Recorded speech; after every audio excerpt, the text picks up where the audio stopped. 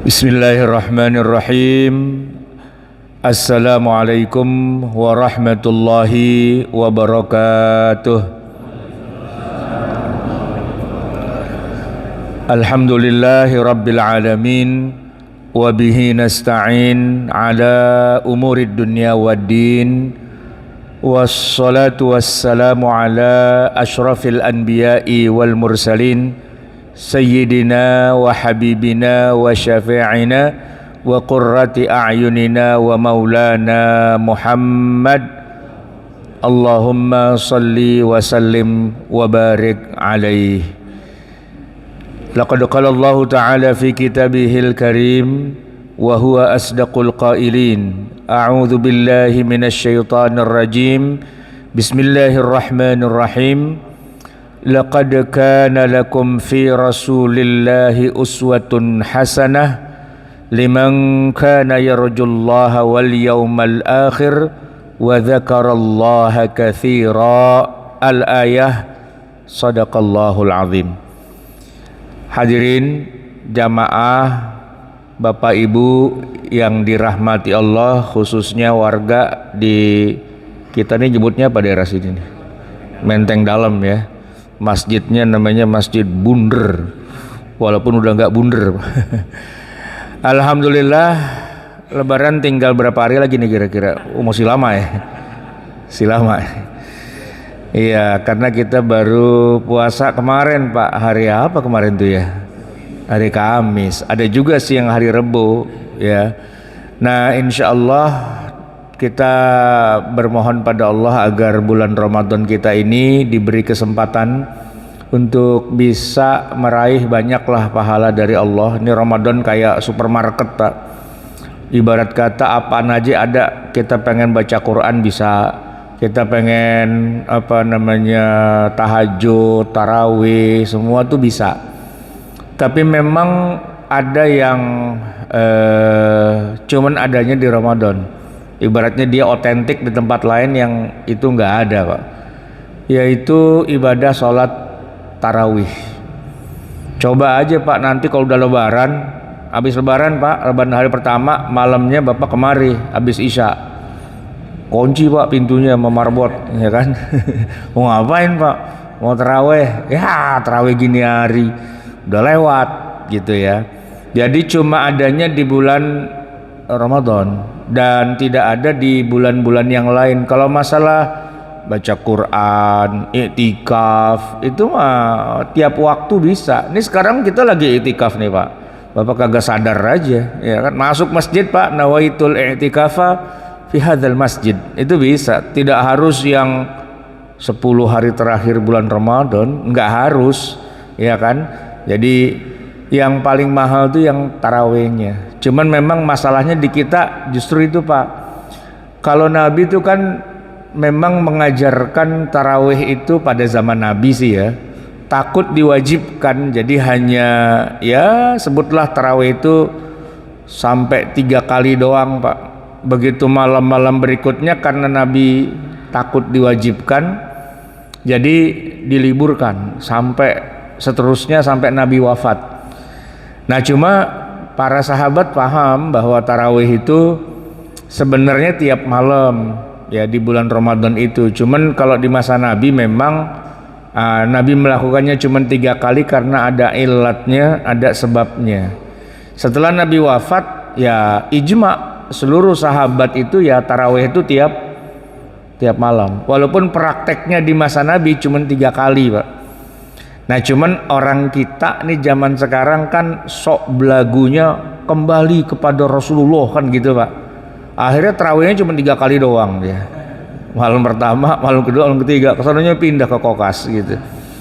Nah jamaah sekalian yang dirahmati Allah, tema kita pagi ini insya Allah kita akan bahas tentang bagaimana meneladani Rasulullah Nabi Muhammad sallallahu alaihi wasallam. Soalnya bukan apa-apa Pak, yang namanya Nabi kita memang perintahnya gitu tadi sebagaimana disebutkan dalam ayatnya, laqad kana lakum fi rasulillahi uswatun hasanah. Uswatun hasanah itu kan suri tauladan, kita disuruh meneladani beliau. Tapi begini Pak, kalau yang meneladani Nabi itu misalnya Abu Bakar atau misalnya Umar, Utsman, Ali, orang-orang yang hidup di sekeliling Nabi, ngikutin Nabi Pak, itu gampang. Ada contohnya depan mata, tinggal kerjain aja. Nabi sholat, sholat. Nabi puasa, puasa. Ya kan, Nabi begini ikut, kan gampang Pak. Yang jadi masalah tuh kita Pak. Kita, Nabi udah meninggal Pak, udah 1400 tahun yang lalu meninggalnya. Lagian Nabi itu bukan orang sini Pak, bukan orang Menteng Dalam. Dia orang mana? Orang Mekah, orang Madinah, yang ya budayanya nggak sama, budayanya beda Pak. Walaupun beliau Nabi untuk seluruh umat manusia, rahmatan lil alamin, ya likullin nasi kaffah, tapi beliau kan nggak bisa lepas dari akar budaya lokalnya beliau. Ya saya bilang budaya itu misalnya gini Pak, Nabi kan orang Arab ya. Kira-kira Nabi sebagai orang Arab, bahasa yang beliau pakai tiap hari bahasa apaan Pak? Pasti bahasa Arab kan? Nah itu aja kita udah masalah tuh Pak. Pan kita kagak bisa bahasa Arab, ya kan? Ada sih satu dua yang bisa bahasa Arab, tapi Arab maklum gitu ya. Kalau kata orang Jawa, Arab pating genah gitu ya. Nah itu Pak udah masalah itu dari segi bahasa doang ya. Belum dari segi budaya, kehidupan, keseharian. Banyak yang kita kagak paham Pak. Saya kasih contoh nih yang paling kelihatan. Saya mau nanya nih Pak, bener nggak Nabi Muhammad SAW tuh buka puasa pakai korma? Bener nggak Pak? Bener kan? Hadisnya kan sahih kan? Pertanyaannya gini Pak, kalau sahur pakai apa? Satopik. Korma juga.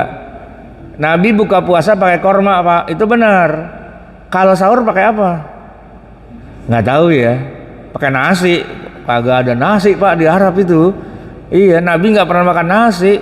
Jangan dikira Nabi para sahabat tuh makannya nasi kebuli gitu ya, nasi biryani gitu, enggak. Itu kagak ada Pak, beras di sono, nasi kagak ada. Kita aja bilangnya nasi Arab, padahal mah nggak ada di sono Pak. Kalau nasi Arab tuh maksudnya gini Pak, yang jualan keturunan Arab, iya, ya kan? Habib gitu misalnya pada bikin nasi itu ya kan, nasi gidir misalnya. Nah itu keturunan Arab bikin usaha, bikin nasinya nasi biryani, itu mah nasi India Pak gitu. Cuman orang kita aja nggak bisa lihat orang mancung dikit Arab gitu aja, padahal kan beda. India, Pakistan, Bangladesh sama Arab tuh beda. Nah jamaah sekalian, jadi Nabi Shallallahu Alaihi Wasallam itu benar makan buka puasanya korma tuh bener Pak. Tapi ada satu hal yang kita lupa, bahwa kurma itu buat Nabi itu bukan cemilan. Kalau kita kan cemilan 10, 11 gitu ya. Ya cuman buat istilahnya buat apa ya namanya, nyemil kan. Makan 1, 2 gitu aja. Cobain tuh kormanya, baru pulang nih gua dari umroh kan gitu ya.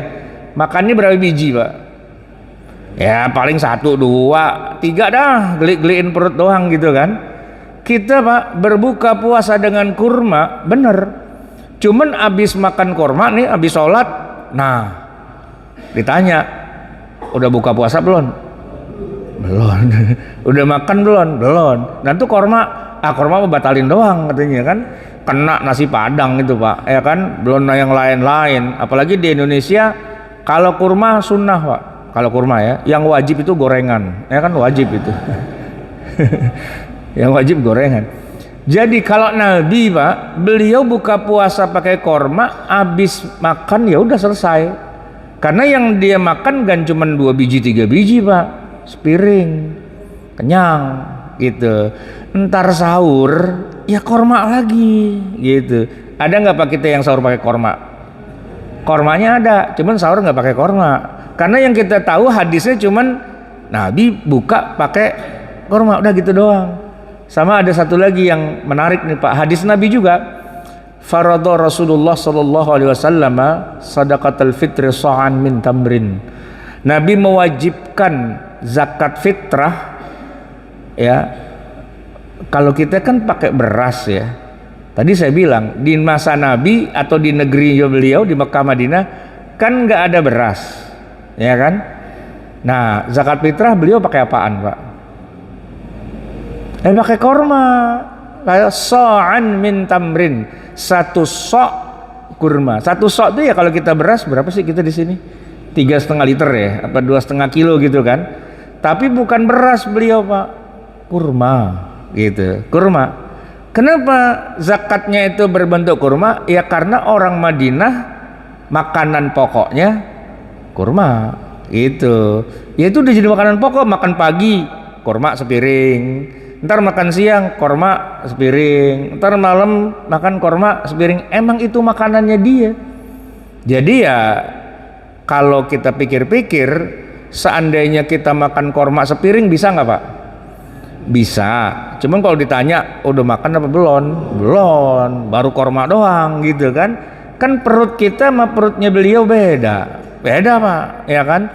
Nah, di sini penting kita memahami budayanya Nabi dengan budaya kita, lalu kita dipersatukan dengan Islam. Jadi kita mesti bisa memilih mana yang bagian dari syariat dan mana yang Nabi itu juga sebenarnya budayanya beliau aja. Tidak harus seperti itu, ya. Para ulama kemudian nanti melakukan analisa. Jadi bukan masalah kormaknya. Kalau masalah zakat fitrah itu kan yang dilihat adalah itu makanan pokok yang disebut dengan istilah kalau dalam ilmu fikih qut baladihi, makanan pokok suatu negeri. Ya kita kebetulan makannya nasi, ya berarti beras. Nanti ada orang makanannya kentang, Pak, ya makanan pokoknya kentang. Ada lagi orang makan pokoknya kalau di Indonesia bagian timur kan makannya apa tuh? Jagung ya, apa sagu gitu kan.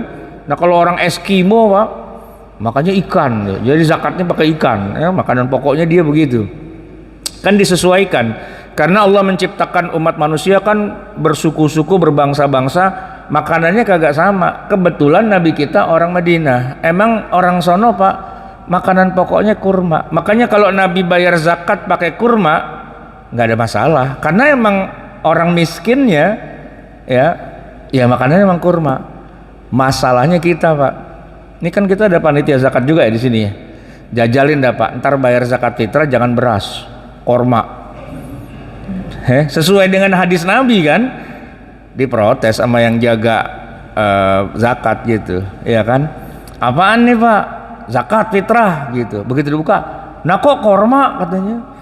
Ya kan Nabi zakatnya korma. Nah kagak ngerti yang jaga zakat, Pak. Bapak kalau mau nyumbang buat buka puasa kemarin, ini udah mau lebaran, ngapain ngasih korma lagi buat orang kita, Pak? Korma itu makanan khusus Ramadan. Kalau udah selesai Ramadan, korma minggir, kan gitu ya. Nah, sementara Nabi korma itu ya makanan beliau. Mau Ramadan nggak Ramadan, ya emang korma makanannya.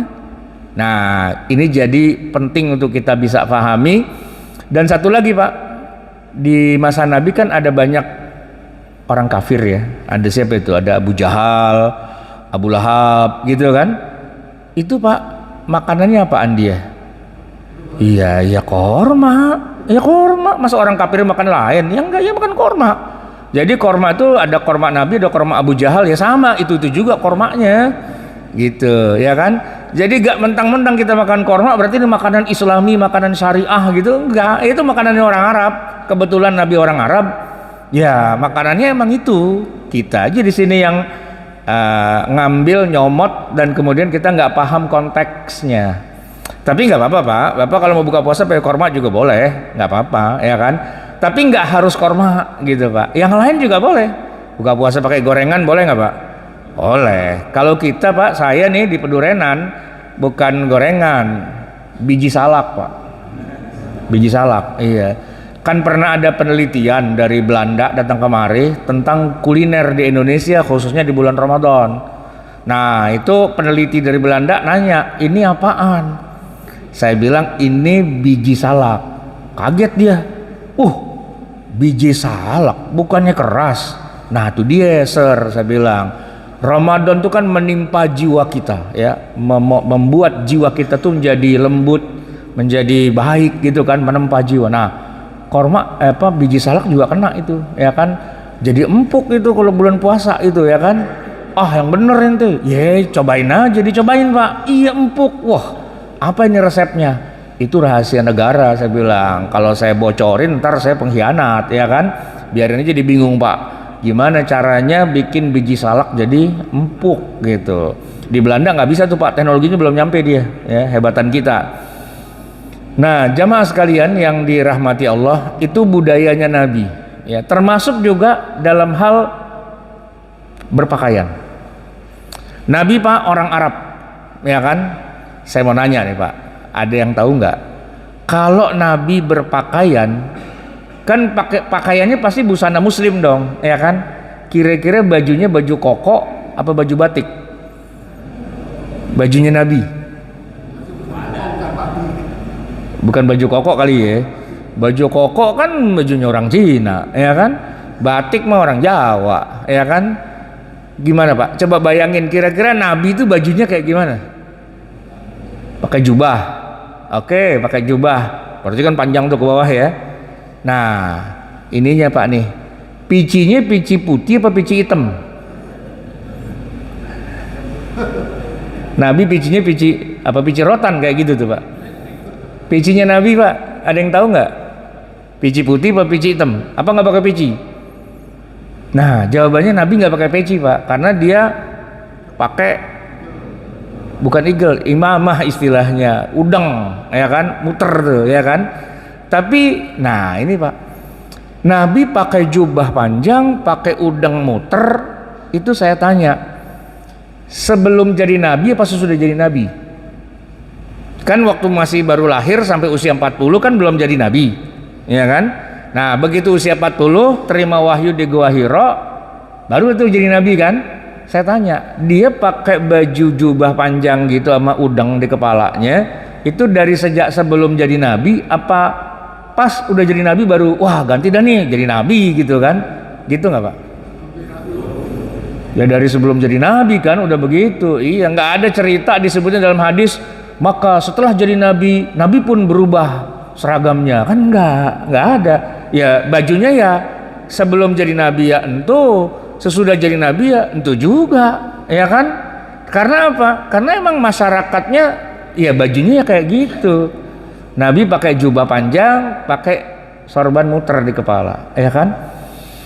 Nah, sahabat Nabi gitu juga Pak. Tadinya kan mereka masih jahiliyah. Begitu mereka masuk Islam baca syahadat, emang ada Nabi bilang, lu udah Islam, berarti lu ganti baju lu, pakai jubah, pakai udeng. Enggak, kenapa? Ya karena emang dari sebelum masuk Islam pun udah kayak gitu. Makanya Pak, Abu Jahal, Abu Lahab itu jubah Pak, pakai udeng juga gitu. Nah kalau kita di sini pakai jubah panjang, pakai udeng suruh jadi imam, ya kan? Karena kita anggap dia kiai, ya kita anggap dia orang ngerti agama gitu kan. Makanya kemarin saya waktu umroh Pak, ada nih jamaah bareng sama saya, tumben Pak, baru umroh baru tumben. Begitu dia masuk ke daerah area Masjidil Haram, kan Masjidil Haram lagi dibenerin tuh Pak, banyak alat berat, ada kren, ada eskavator, beko, ya kan. Itu kan ada operatornya. Nah tuh operatornya pada pakai jubah Pak. Wah, ini jamaah saya tiba-tiba, Habib langsung cium tangan Pak sama operator beko, ya kan. Operatornya bingung, saya kenapa dicium tangan katanya.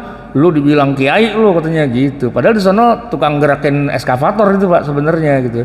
Nah orang kita begitu Pak, ngelihat baju kayak gitu, Habib gitu. Padahal sih itu bajunya Abu Jahal juga sebenarnya itu Pak, ya. Abu Jahal pakai gitu juga sebenarnya. Nah ini kan sebenarnya jamaah sekalian, apa yang ada di masa Nabi di capture, ditangkap oleh kita, tapi ditafsirin sendiri sama kita. Kita nggak lihat konteksnya di masa Nabi itu kayak gimana. Itu dari budaya.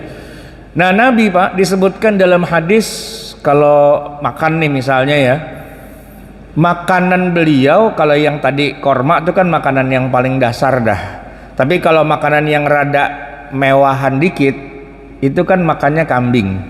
Ya, makan kambing Pak beliau. Saya tanya, kenapa Nabi makan kambing? Kenapa nggak makan sapi? Nah, sapi jarang-jarang. Sapi itu impor, Pak.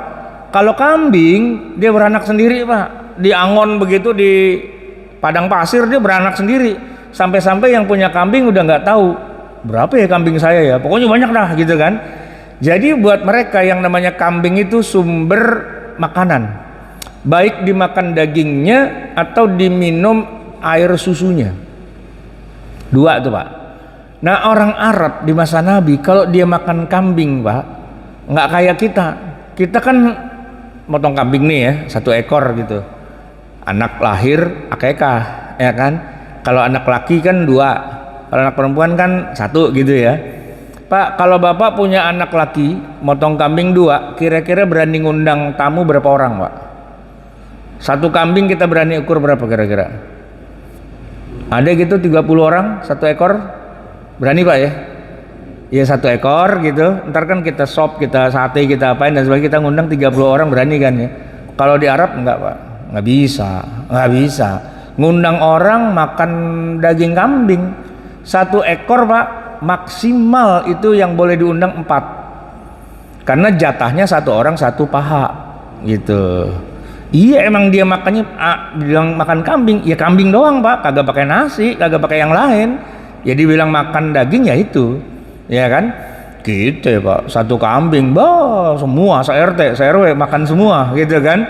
Yang banyak nasinya, ya kan? Dagingnya mah seuprit doang, kadang-kadang cuma dapat kuahnya doang, sama gajinya, gitu kan? Sementara dagingnya kagak. Soalnya kalau orang Indonesia dipaksa makan kambing 1 paha, Pak, begini kagak bergerak dia, gitu kan? Kolesterol, gitu kan? Nah, sementara kalau Nabi dan para sahabat emang itu makanannya tiap hari. Jadi kalau dia makan kambing, ya kayak kita ya makan nasi dah begitu. Balik kan.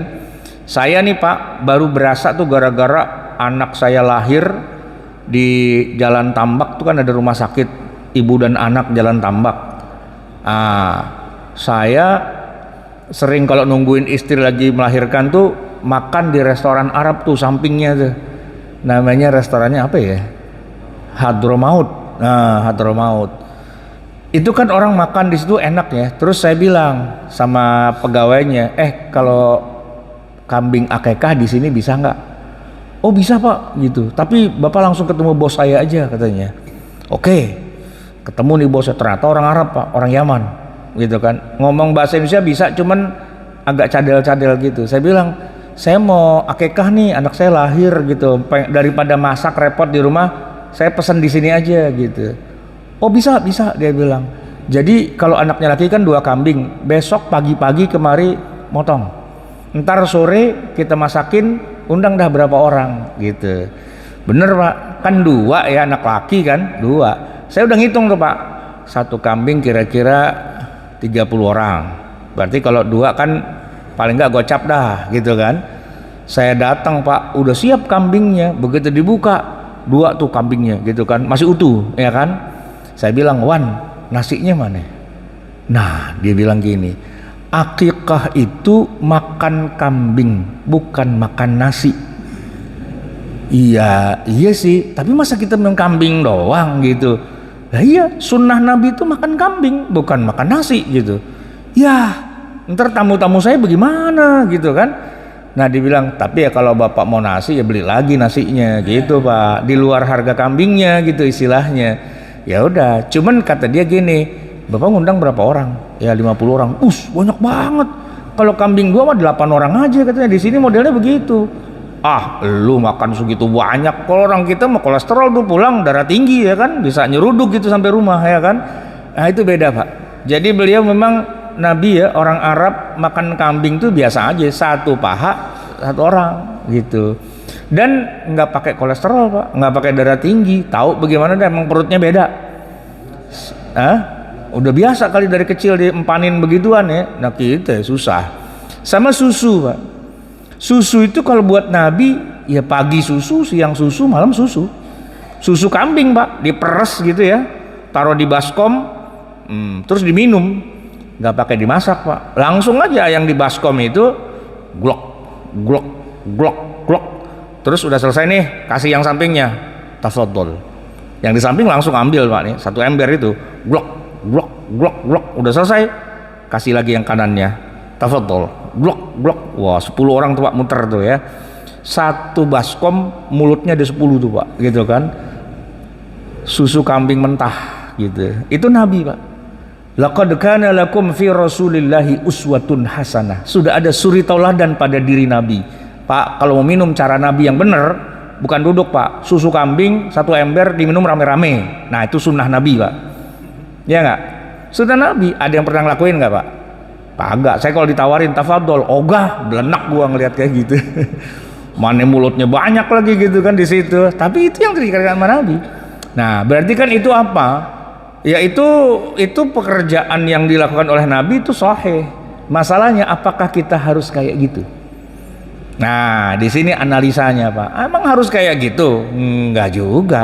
Lagian Pak kita minum susu, ya mules Pak.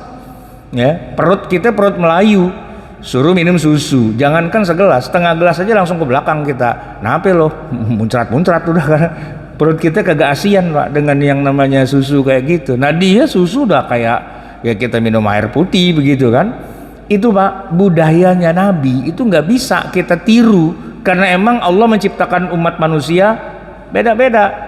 Kan disebutkan ada diciptakan umat manusia itu dari tanah yang warnanya merah, yang warnanya hitam, yang warnanya putih dan sebagainya, beda-beda tuh ya kan. Anak-anak Adam tuh kan warna-warni Pak.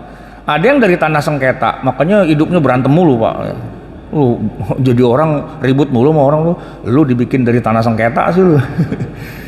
Jadi jamaah sekalian yang dirahmati Allah, pola hidup Nabi itu tidak seluruhnya mesti kita tiru, karena ada sebagiannya itu adalah bagian dari tradisi beliau. Pak, Nabi kalau dia makan daging kambing itu kan pakai 3 jari Pak, 3 jari dikopet terus dikunyah, ngunyahnya itu 33 kali. Itu sunnah Pak, ya kan. Tapi kan emang beliau makannya kambing, wajar. Nah kita suruh 3 jari, ngunyah 33 kali. Bubur ayam kan susah kita makannya gitu, bubur ayam 3 jari susah, kan tergantung konteksnya juga. Nah Nabi SAW itu ya, beliau terikat dengan realitas kehidupan di masanya, dengan budaya dan adat yang berkembang di masanya. Ya beliau ikutin aja, dan kita nggak harus ngikutin bagian yang begitu-begitunya. Ini tadi ngomongin makan, kita sekarang ngomongin, mohon maaf nih Pak, kalau orang udah makan kan kenyang, dia mesti buang air. Nah ini yang seru nih Pak. Di zaman Nabi kan belum ada WC Pak, belum ada. Jadi orang kalau udah kebelet pengen buang air, kemana Pak? Ya kalau kita kan kebon, kita nyesep di kebon gitu kan. Zaman dulu kampung kita ini masih banyak rawa, masih banyak kali dan sebagainya kan. Tapi kalau Nabi kan kagak ada rawa, kagak ada kali, dia padang pasir Pak. Jadi buangnya di padang pasir gitu. Iya, padang pasir. Cuman memang mereka kan punya malu juga Pak. Padang pasir kan luas gitu kan. Jadi mereka rata-rata kalau buang hajat itu Pak malam. Iya, kalau siang malu sama onta gitu kan, kata onta ngapain lu gitu kan, nyetor gitu kan. Nah kalau di padang pasir buang hajat gitu Pak, malam kan nggak ada orang, ceboknya gimana Pak? Kan nggak mungkin nenteng ember ya kan, nggak mungkin bawa selang gitu kan, nggak mungkin. Pakai apaan? Jangan bilang pakai pasir, gatel itu ya kan, pakai batu Pak, pakai batu. Nah maka Nabi dalam hadis nih Sahih bilang, idza dakhala ahadukumul khala, kalau kamu buang hajat ya kan, falyastatib bi thalathati ahjarin, siapin dulu 3 buah batu, kata Nabi begitu. Siapin dulu maksudnya sambil jalan sambil nyari batu dulu. Soalnya bukan apa-apa, kalau udah keburu dibuang batunya belum ada kan grepek-grepek. Soalnya kan gelap. Ya kan, ya kalau kena cemek yang dia buang kan cek ya kepegang dah tuh kan nggak enak gitu Pak. Jadi kan mesti disiapin batunya itu. Pernah Nabi emang kebelet banget gitu kan, nggak sempet nyari batu, udah dibuang aja. Nah kata Nabi kepada Anas kan asistennya Nabi, Nas batu Nas gitu kan gelap Ya kan, Anas juga nyariin, ini kali batu nih kan, kasih sama Nabi, ini ya Rasul udah saya siapin. Begitu Nabi pakai dibuang. Nabi ya Rasul dibuang. Bukan batu itu, tai onta udah kelang katanya begitu. Tai onta udah kelang, dipegang buyar. Nah itu Pak, kejadiannya di masa Nabi kayak gitu. Nah sekarang saya tanya, ada nggak nih Pak, satu aja di antara bapak-bapak yang pernah kalau buang air kayak Nabi Pak, sesuai dengan sunnah, ya kan? Bukan di rumah, bukan di WC, cari tegalan kayak gitu, cari lapangan gitu kan, lalu buang di situ Pak. Teman saya ada Pak, jajalin pernah gitu, emang dia kebelet waktu lagi macet di Brexit itu Pak. Wow, kan kagak ada WC, nyesep Pak di sawah gitu kan. Cuman begitu habis buang, nah lo ceboknya pakai apaan gitu kan, katanya pakai batu sih Pak, bener. Cuman begitu dia balik lagi ke mobil tuh jalannya rada ngegang Pak, kagak enak rasanya gitu ya kan, berasa kayak nyangket apa gimana, sampai rumah dibilas lagi Pak dari mula gitu ya. Nah Nabi nggak begitu, Nabi tuh tiap hari seumur hidup 63 tahun seumur hidupnya ya kayak gitu, memang keadaannya di zaman itu kayak gitu. Nah apa kita mesti hidup kayak Nabi yang kalau cebok pakai batu? Ya kan nggak juga, ya kan. Nabi SAW itu sebagaimana umumnya orang Arab, kalau udah rada tuaan kemana-mana bawa tongkat Pak, bawa tongked, ya kan. Walaupun nggak tua-tua amat, tapi itu udah jadi budaya. Makanya kita lihat tuh Habib tuh kan mana-mana bawa tongkat. Padahal sih nggak tua-tua amat, nggak doyong-doyong amat sebenarnya. Cuman dia bawa aja gitu. Kenapa? Karena nurunin dari Nabi gitu kan. Nah Nabi Pak, kalau beliau kemana-mana bawa tongkat itu memang hadisnya sahih. Ke kebun korma gitu bawa tongkat, ke pasar bawa tongkat, ke masjid khutbah bawa tongkatnya itu, karena emang tongkat beliau kan emang kemana-mana dibawa khutbah. Nah makanya Pak, dalam hadis disebutkan ada sahabat melihat, saya melihat Rasulullah khutbah di atas mimbar dan beliau berpegangan pada tongkat. Iya Pak, bener. Makanya kita nih Pak, di kampung-kampung kita masjid beberapanya ada tongkatnya. Kayaknya di sini ada dah. Ada kan? Nah, mana dia tuh? Ah, nyender Pak. Nggak semua masjid sih. Kalau di sini saya udah ingetin, wah tongkat nih gitu. Saya pernah Pak masjid Betawi juga, ya kan? Lupa saya nggak pegang tongkat. Diingetin sama pengurus, Pak Ustadz jangan lupa tongkat dipegang, jangan dianggurin aja. Oh iya, saya pegang Pak, ya kan? Khutbah pertama, begitu khutbah kedua kan duduk dulu, bangun lagi saya lupa pegang Pak, dicowel dari belakang. Apaan? Tongkat. Oh iya, tongkat, pegang lagi Pak. Ya kan emang sunnah Nabi, bener Pak. Cuman masalahnya begini Pak, Nabi itu kalau udah selesai sholat Jumat pulang, tongkatnya ditinggal apa dibawa pulang? Bawa pulang, ya kan. Kalaupun beliau pulang, lah tongkat mana ya, balik lagi diambil, ya kan tongkat dia. Saya Pak, tongkat saya bawa pulang, diomelin sama pengurus. Pak Ustadz, amplop bawa pulang boleh, tongkat balikin, punya masjid itu katanya gitu. Ah ini gimana nih, saya bilang sunnahnya kalau tongkat dibawa pulang, bukan cuma dipegang-pegang doang, pulang dibawa tongkatnya. Nah lu siapinnya tongkat 20 biji ya kan, tiap Jumat tongkat hilang atuh gitu kan. Jadi jamaah rahimakumullah, tidak seluruh kehidupan Nabi itu bisa kita terapkan di zaman sekarang. Nabi juga tidak maksain gitu. Kita hidup di Indonesia, makanan pokok kita nasi, ya udah nasi makannya, nggak harus mesti kudu korma. Ini Pak, saya hati-hati ngomong gini Pak, soalnya kalau kedengeran teman saya yang jualan korma diomelin, jangan gitu loh, biar laku korma gua gitu kan. Tapi ya memang begitu, termasuk nih Pak, pakaian. Tadi kan Nabi pakai jubah, pakai gamis. Kita orang Indonesia jarang yang pakai jubah, pakai gamis Pak, ya kan. Saya ini bajunya baju koko nih, baju koko Pak, koko baju Cina, ya kan. Yang kita tahu kalau Cina itu komunis Pak, kenapa bajunya jadi baju Islam?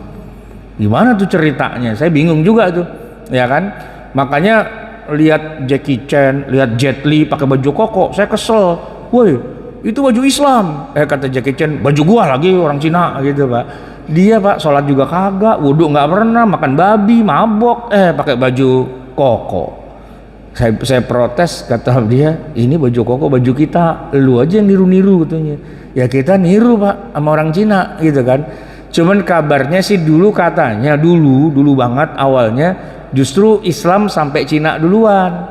Ada sahabat Nabi namanya Sa'ad bin Abi Waqqas itu yang dikuburin di sono, di Cina, di mana, di Makau apa di mana gitu ya. Terus dakwahnya kemana-mana termasuk ke Indonesia. Jadi kita ngaji Pak, belajar agama sama orang Cina aslinya. Cuman kitanya mualaf, dianya murtad gitu, ya kan, kebolak gitu.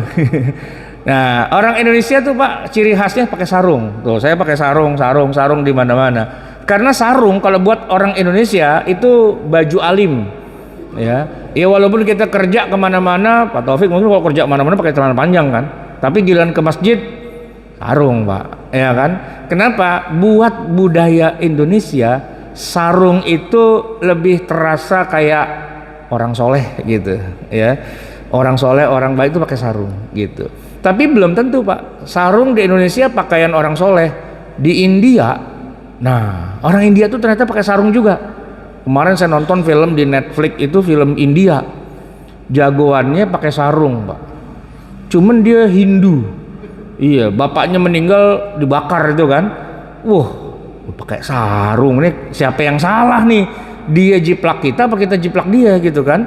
Jadi rupanya budaya sarung di tiap negara tuh beda-beda.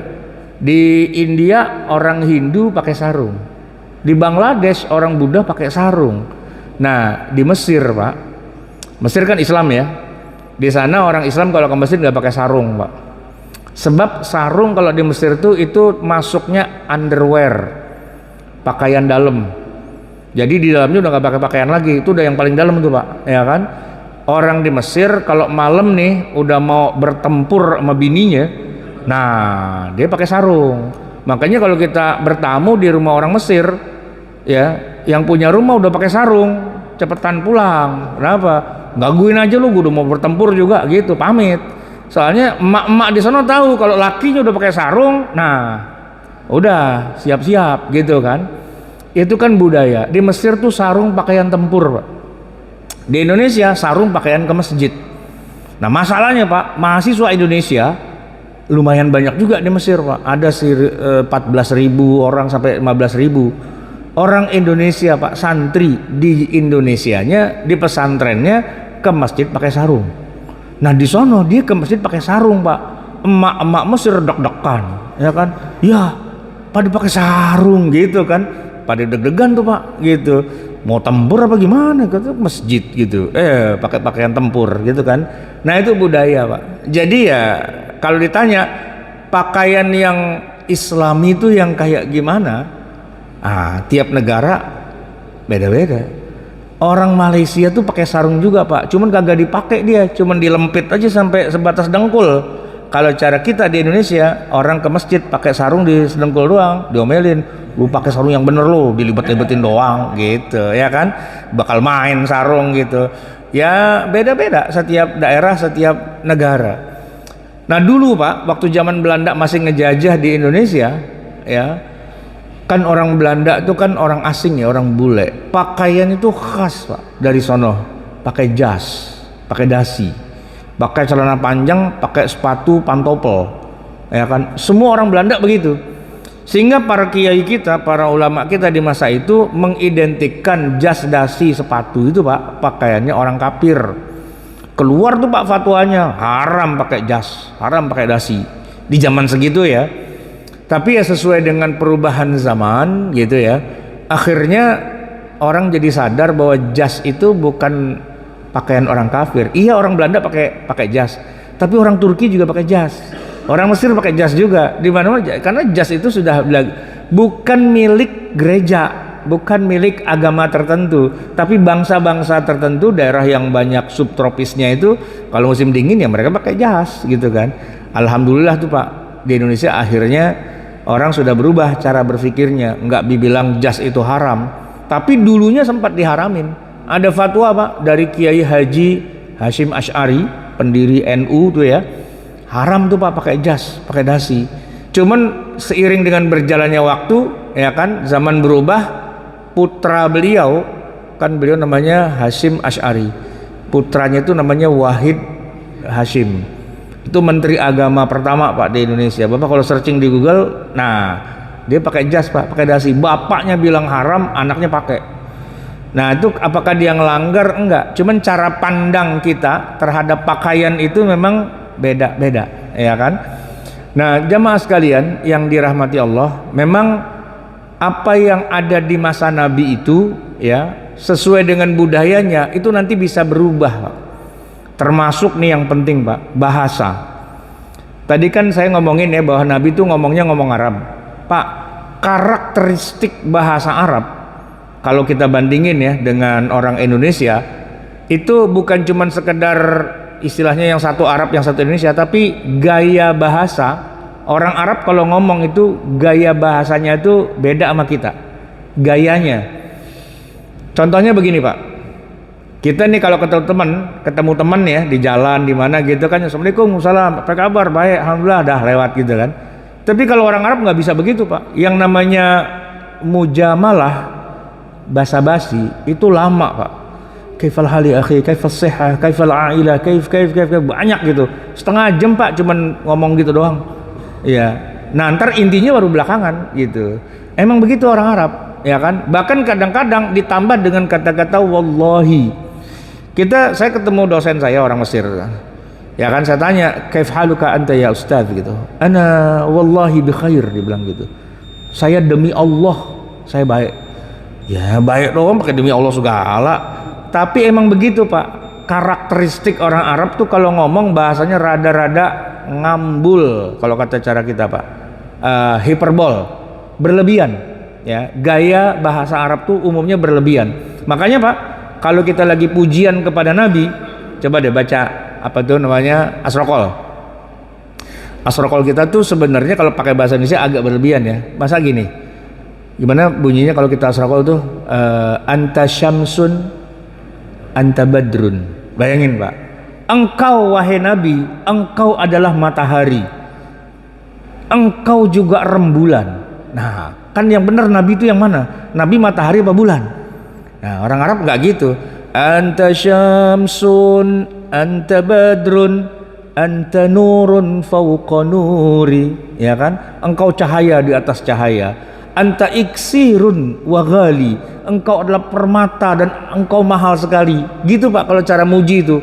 Pokoknya kalau cara orang kita Pak gombal banget gitu. Ya, cara kita tuh gombal banget. Tapi emang itu bahasanya.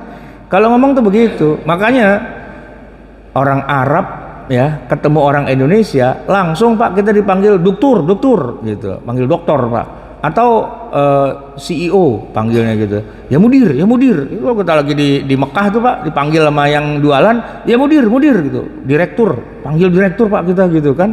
Kapan gue jadi direktur panggil direktur gitu kan, ya begitu Pak ya.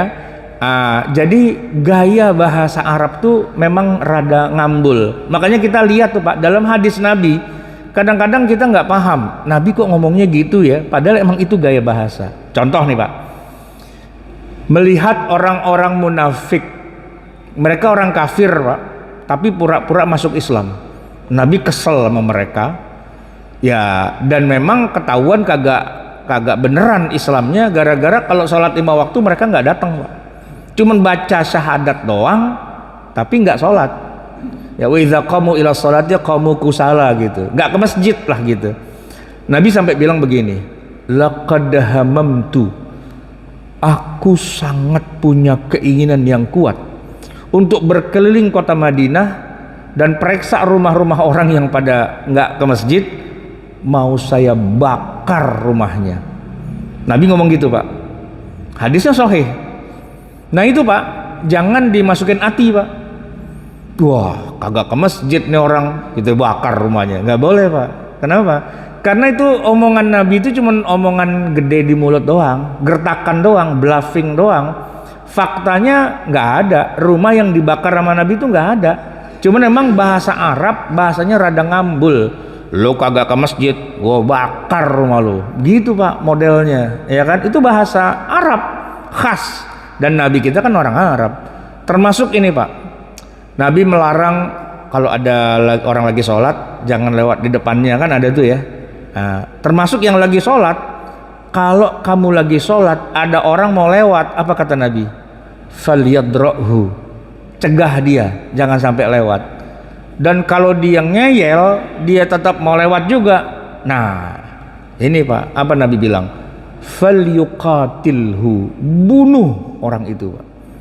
Bayangin Pak, mau lewat di depan kita, kita cegah, dia lewat juga suruh bunuh.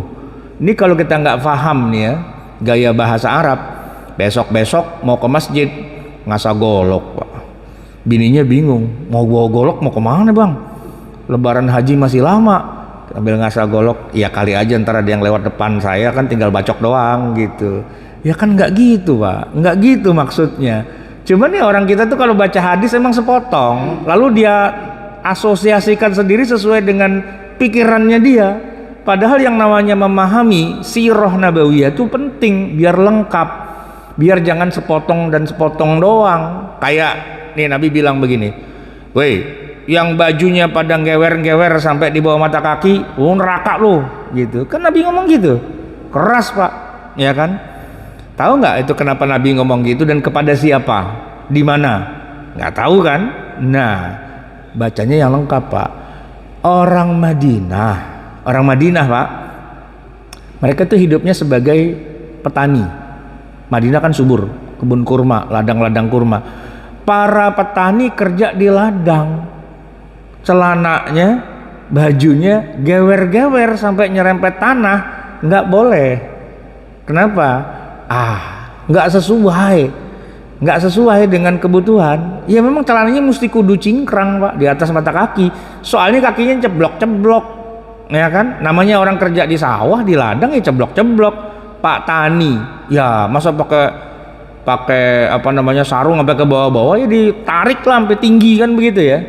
Nah, jadi kalau ente sebagai orang Madinah kerja di ladang, bajunya yang gewer-gewer, nggak boleh kata Nabi. Cuman Nabi ngomongnya gaya bahasa Arab, neraka lo, gitu Pak. Ya cara kita nggak usah pakai neraka-neraka segala dah. Naikin tuh sarung, kenapa? Ntar kena tanah, gitu kan? Gitu doang sebenarnya kalau kita ngomongnya. Cuman Nabi ngomongnya keras itu Pak, ya kan? Orang kita langsung aja, woi di bawah mata kaki masuk neraka ente, gitu. Bukan itu. Sebab di masa Nabi orang Mekah, Nabi sebenarnya orang Mekah Pak, banyak yang bajunya gewer-gewer karena orang Mekah pekerjaannya bukan di ladang Pak. Mereka tuh rata-rata ya orang Mekah pedagang, bajunya harus bagus karena menghadapi membeli. Yang kedua, orang Mekah tuh kan mereka penunggu dari Ka'bah. Jadi masyarakat Arab dari mana-mana datang ke Mekah untuk beribadah. Sebagai tuan rumah, bajunya bagus, bajunya gombrong, baju kebesaran. Padang gewer-gewer Pak orang di Mekah di masa Nabi. Makanya ketika Nabi bilang, woi yang di bawah mata kaki masuk neraka lu, sombong lu, gitu kan. Abu Bakar kesetrum Pak, ya Rasul, lah saya bagaimana, saya panjang. Di situ Nabi bilang, oh kalau ente enggak, ente orang Mekah, nggak ada urusan. Ini saya ngomong sama orang Madinah. Itu Pak, kadang-kadang kita tuh main kopas-kopas aja hadis Nabi. Hadisnya bener, konteksnya yang kita nggak paham, gitu Pak. Ngomong-ngomong udah suruk ya?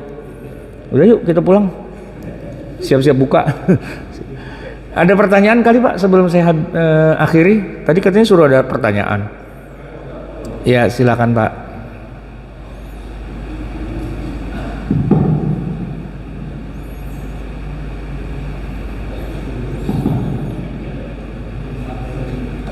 Assalamualaikum warahmatullahi wabarakatuh. Waalaikumsalam warahmatullahi wabarakatuh.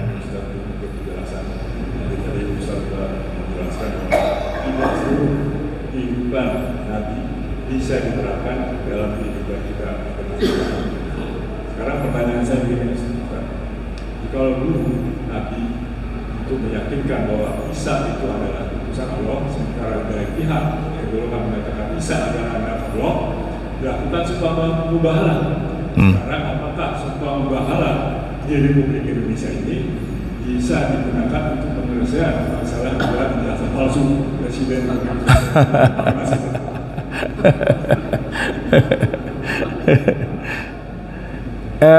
Bab tentang mubahalah itu memang ini Pak, sesuai dengan zamannya tadi diceritain ya. Mubahalah itu terjadinya antara orang Islam sama orang kafir, ya kan. Sekarang saya tanya Presiden Jokowi yang dia Islam apa kafir Pak? Islam kan? Apa kafir? Ya zahirnya kan dia Islam lah ya. Jadi yang kafir kita. Ya kan mubahalah tuh antara Islam dan kafir gitu. Jadi kalau emang dia kafir kita mubahalah. Lah kalau dia Islam juga kita Islam juga, nggak ada mubahalah antara orang Islam dengan orang Islam dengan orang kafir. Jadi bisa nggak mubahalah? Ya kalau mau bikin agama sendiri sih bikin aja, terserah gitu kan. Tapi kalau aslinya sesuai dengan yang ada di dalam Sirah Nabawiyah, kalaupun ada mubahalah antara Nabi dengan orang kafir, ya kan? Kamu bawa anakmu, istrimu, semua hartamu, saya juga bawa, dan kita main laknat-laknatan yuk gitu kan. Nah itu kan dengan orang kafir. Ijazahnya Pak Jokowi itu tidak ada urusannya dengan urusan kafir apa nggak kafir. Cuman emang ada orang kagak demen sama dia dan ada orang yang demen sama dia. Antara termul dengan apa gitu namanya, apa sih, ternak ya apa gitu kan. Itu Pak, ribut-ribut politik itu ya kan memang kadang-kadang dibawa-bawa ke dalam agama, padahal sebenarnya enggak. Ya silahkanlah Anda suka dengan tokoh siapa, silahkan Anda tidak suka, tapi jangan bawa-bawa Quran, jangan bawa-bawa hadis. Kenapa? Karena Islam jauh lebih tinggi dan lebih suci daripada ngurusin begituan, ya kan, daripada ngurusin yang kayak gitu-gitu.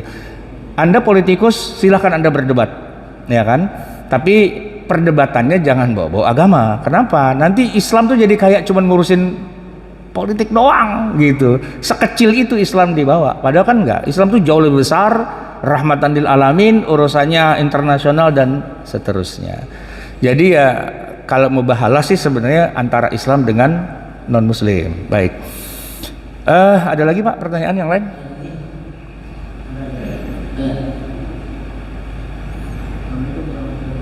Waalaikumsalam warahmatullahi wabarakatuh.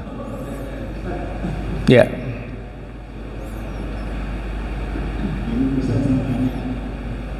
Ini kan masalah perbedaan kesalahannya. Di daerah kita ada pusat di Indonesia.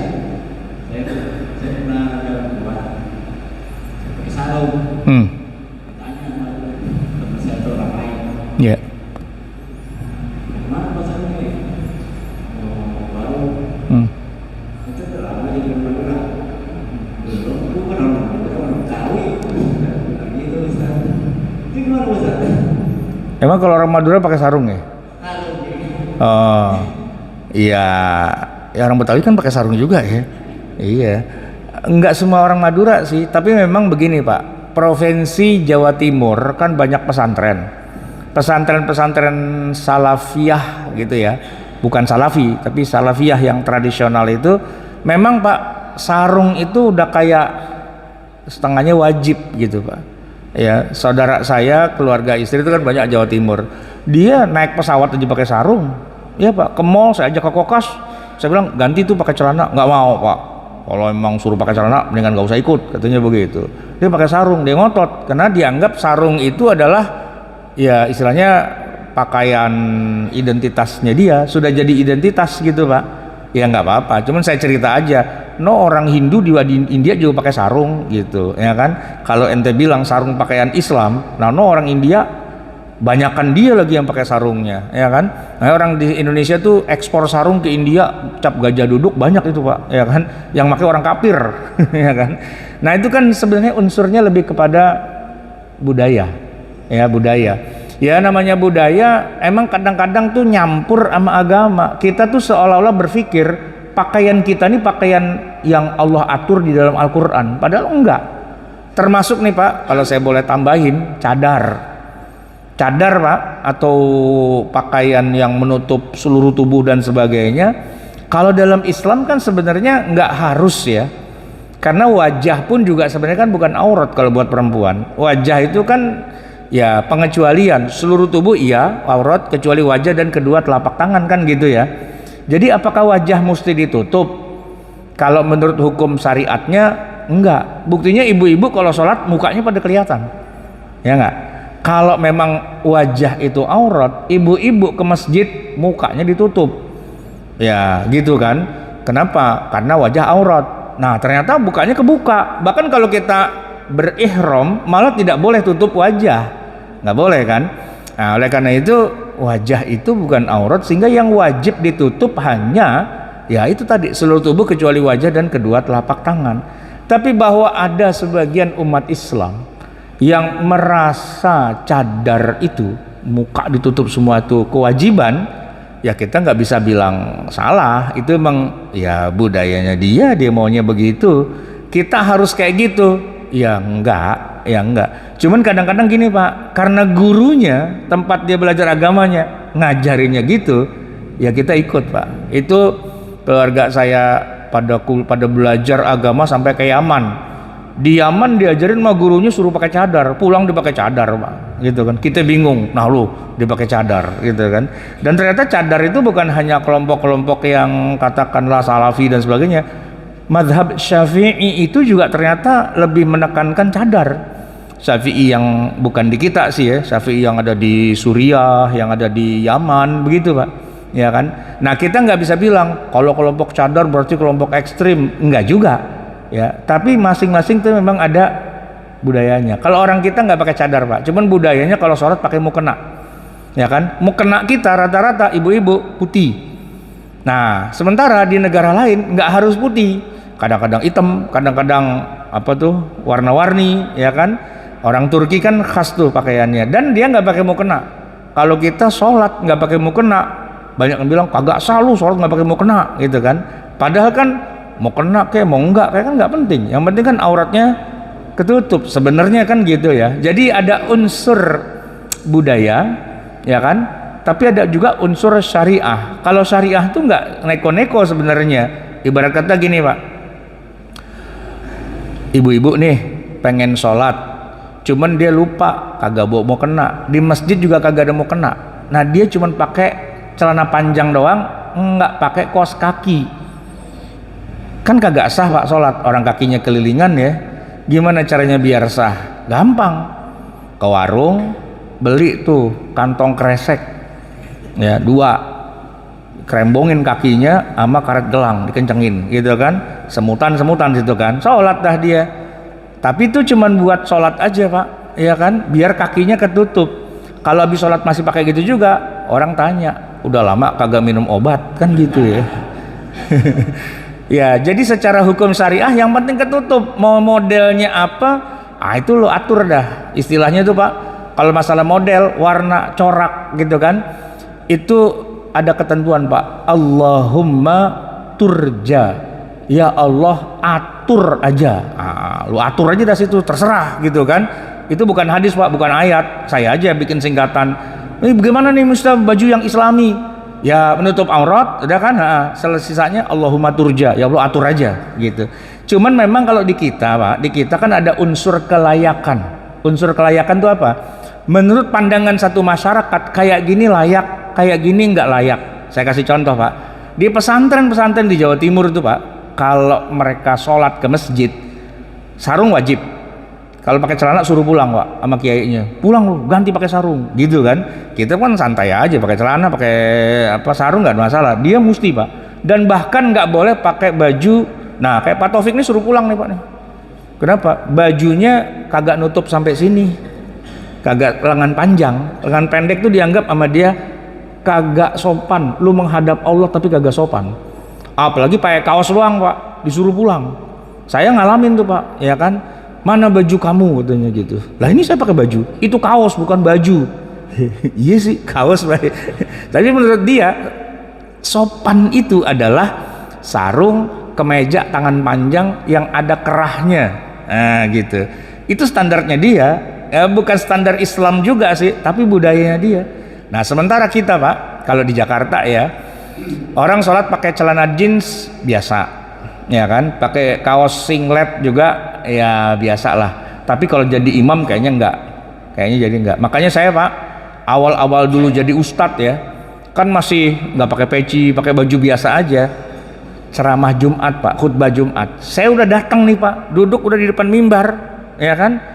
Masa MC-nya bilang begini, berhubung Pak Ustadznya belum datang, maka kita tunggu dulu. Lah, saya Ustadz gitu. Astagfirullah, kirain bukan Ustadz gitu Pak. Soalnya nggak pakai peci, ya kan.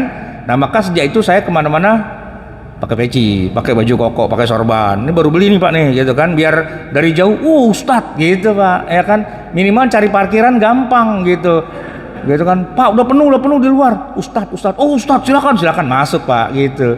Dan ada gunanya juga. Saya kemarin di jembatan Semanggi tuh Pak, kan lagi macet tuh, ngantri gitu kan, karena udah antri macet, akhirnya saya keluar dari barisan Pak, set gitu, polisi tiba-tiba nyuruh saya minggir.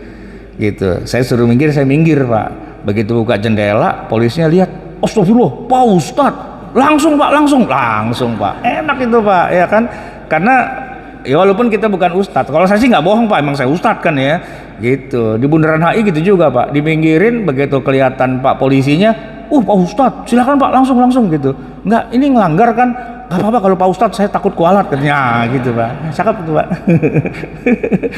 Jadi ada identitas juga di balik itu sebagai adat istiadat dan budaya lokal.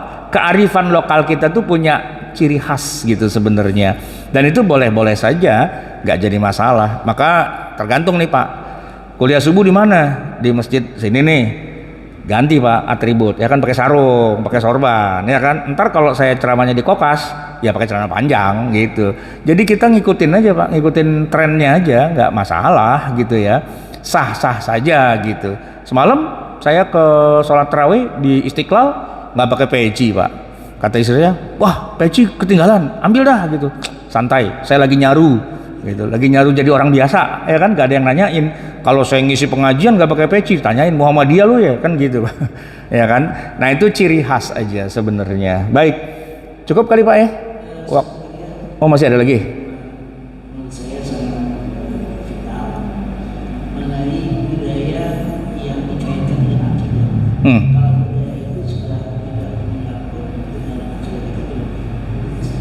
Misalnya gimana tuh Pak?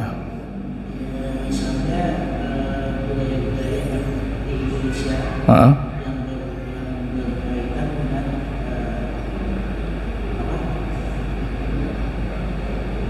iya seperti lempar ke laut. Oh, iya kayak gitu-gitu ya. Iya. Jadi gini Pak, memang kalau saya nyebut istilah budaya, banyak orang berpikir kan budaya klenik, budaya-budaya yang bertentangan. Enggak, yang saya maksudkan budaya itu adalah adat tradisi setiap daerah beda-beda. Yang istilahnya kalau dalam peribahasa, masuk kandang kambing mengembik, masuk kandang sapi melenguh gitu ya. Lain lubuk, lain ikannya kan gitu ya. Jadi kita nih Pak pakai sarung, pakai peci itu budaya kita gitu. Sedangkan kalau yang tadi Bapak cerita itu kan ya ngelarung itu sesajen, itu budaya, tapi itu budaya syirik gitu. Budaya syirik ya nggak boleh lah dari awal, ya kan, percaya sama yang kayak gitu-gitu tuh dari awal udah nggak boleh. Ada pohon kita sembah gitu ya, ada laut selatan Ratu Kidul kita kasih sesajen gitu, udah dari awal kita sepakat itu budaya nggak boleh, dari awal udah nggak boleh. Itu budaya yang memang sejak awal sudah bertentangan dengan akidah, ya kan. Kita udah nggak main begituan dah, ya kan. Kita akidah kita udah bersih dah dari yang begitu-begitu. Cuman ada budaya yang memang itu melekat di setiap tempat. Ya tadi saya bilang, Nabi makan korma itu budaya, Nabi pakai baju gamis, pakai sorban itu budaya. Maksudnya budaya bukan hukum syariat Islam yang sifatnya universal, di mana semua orang kudu ganti beras jadi korma. Itu budaya dalam arti urf, ya, kebiasaan di suatu masyarakat. Nah cuman memang tadi istilah budaya kadang-kadang kita sering mengaitkannya dengan budaya nenek moyang yang jahiliyah, yang nggak sesuai dengan akidah Islam dan sebagainya. Kalau itu sih mah dari awal kita sepakat kita buang, ya kan, karena memang tidak sesuai dengan akidah kita. Ya Pak, karena waktu sudah hampir mendekati waktu maghrib, jadi ya kita siap-siap berbuka. Semoga amal-amal ibadah kita selama bulan Ramadan yang sudah berlalu dan yang akan datang diterima oleh Allah Subhanahu wa taala, dilipat gandakan, dan semoga dosa-dosa kita, kekurangan kita semoga Allah ampuni semua. Selesai dari Ramadan kembali lagi ke fitr, ke yang bersih dan suci, udah nggak ada dosanya. Semoga kita pada akhirnya kembali kepada Allah dalam keridhaannya, dalam keadaan husnul khatimah. Kita tutup pakai doa. Bismillahirrahmanirrahim. Alhamdulillahirabbil alamin. Hamdan yuwafi ni'amahu wa yukafi'u mazidah. Ya Rabbana lakal hamdu wa lakal syukru kama yanbaghi li jalali wajhika wa li 'azimi sultanik. Subhanaka la nuhsi thana'an 'alaika anta kama athnayta 'ala nafsik. Falakal hamdu hatta tarda wa lakal hamdu idza radit wa lakal hamdu ba'da ar-ridha. Allahumma salli wa sallim wa barik ala sayyidina Muhammad wa ala ali sayyidina Muhammad. Rabbana zalamna anfusana wa illam taghfir lana wa tarhamna lanakunanna minal khasirin. Rabbana amanna bima anzalta wattaba'na ar-rasula faktubna ma'asy syahidin. Rabbana la tuzigh qulubana ba'da idh hadaitana wa hab lana min ladunka rahmatan innaka antal wahhab. Rabbana atina fid dunya hasanah wa fil akhirati hasanatan wa qina adzaban nar. Wa sallallahu ala sayyidina Muhammadin wa ala alihi wa sahbihi wasallam. Subhana rabbika rabbil izzati amma yasifun wa salamun alal mursalin walhamdulillahi rabbil alamin.